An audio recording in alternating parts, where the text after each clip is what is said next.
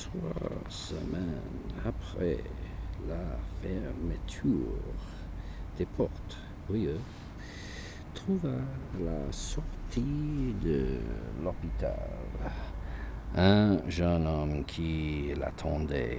Je suppose, lui dit, ce dernier que vous me reconnaissez, Rieu croyait le connaître, mais il hésitait. Je suis venu avant ces événements, dit l'autre, vous demander des renseignements sur les conditions de vie des Arabes.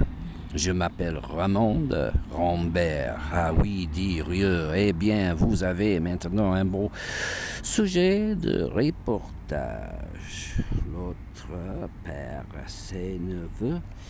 Il dit que ce n'était pas cela et qu'il venant demander une aide au docteur Rieu. Je m'en excuse, ajouta-t-il, mais je ne connais personne dans cette vie et le correspondant de mon journal a le malheur d'être imbécile.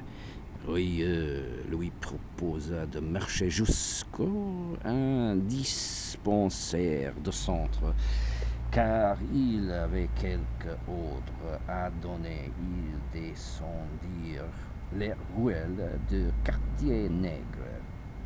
Le soir approchait, mais la vie bruyante, autrefois à cette heure-là, paraissait curieusement solitaire.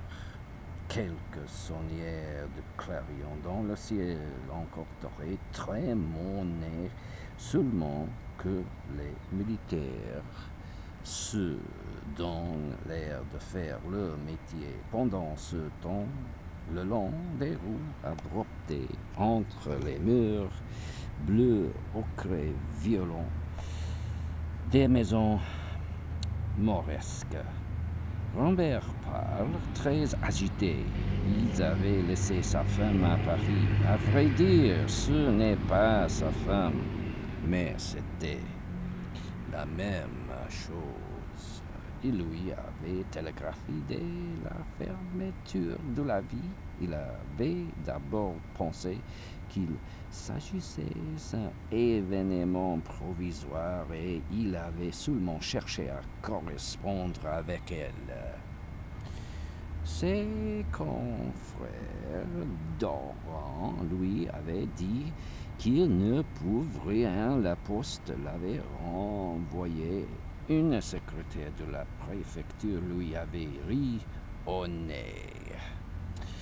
Il avait fini après une attente de 2 heures dans une fille par faire accepter un télégramme où il avait inscrit « Tout va bien, à bientôt ».